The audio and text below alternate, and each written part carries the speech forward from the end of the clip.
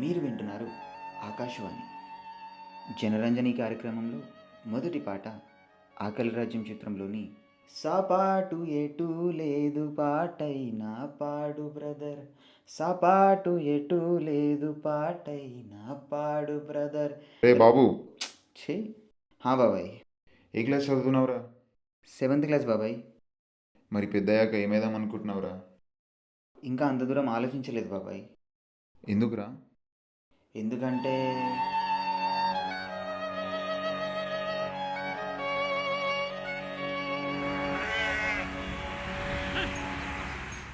మూడు నెలల ముందు ఈ ఆలోచన సరైందేనా అన్న అనుమానం లేదు.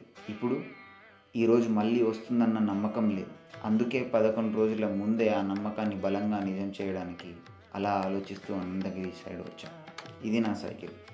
ముందు 2 మూటలు, అందులో నా బట్టలు, మొత్తం 10 కిలోలు. వెనక చూస్తే అడ్డమైన మ్యాజిక్లు చేసి అతకబెట్టిన 2 డబ్బాలు. ఒక దాంట్లో పుష్టిగా మెక్కడానికి, మెక్కేది వండడానికి కిచెన్. ఇంకో దాంట్లో జమ చేసిన కెమెరాలు, ఎక్విప్మెంట్ అంతా ఒక డబ్బాలు. ఆ పైంది టెంట్. మొత్తం కలిపి ఒక 40 కిలోలు అయి ఉండదు సైకిల్. సో మ్యాటర్ ఏంటంటే సింపుల్.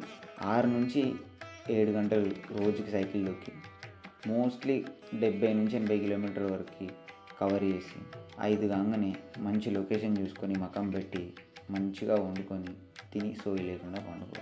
ఇక్కడ పడితే అక్కడ వంటాం కాబట్టి రోజుకు జీవరాశి నిద్ర లేపుతుంది. పొద్దునే లేచి మళ్ళీ పుష్టిగా తిని తొక్కడం చూడు. మరి తిని తిరగడం ఎందుకురా? ఎందుకంటే నాకు ఈరోజు ఏమనిపిస్తే అది చేస్తా. ఈరోజు మా అమ్మకి నచ్చిన బట్టలు వేసి ఫోటోలు తీస్తే యాక్టర్ అవుతా. అవే బట్టలు వేసుకొని డ్యాన్స్ చేయాలనిపిస్తే డాన్సర్ అవుతా. స్టేజ్ మీదకి వెళ్ళి పాటలు పాడాలనిపిస్తే సింగర్ అవుతా. మళ్ళీ ఆ పాటలకు డ్రమ్స్ కొట్టాలనిపిస్తే గంజులన్నీ పోగేసి స్టిక్స్ పట్టుకొని మ్యూజిషియన్ అవుతా. అదే చేతుల్లో ఉన్న స్టిక్స్ని స్కెచ్లుగా మార్చి గీతలు గీస్తా. గీసిన గీతలకు బ్రష్లు పట్టుకొని రంగులు వేస్తా. అవే రంగులను రుచులుగా మార్చడానికి గరిట పట్టుకొని వంటవాడినవుతా.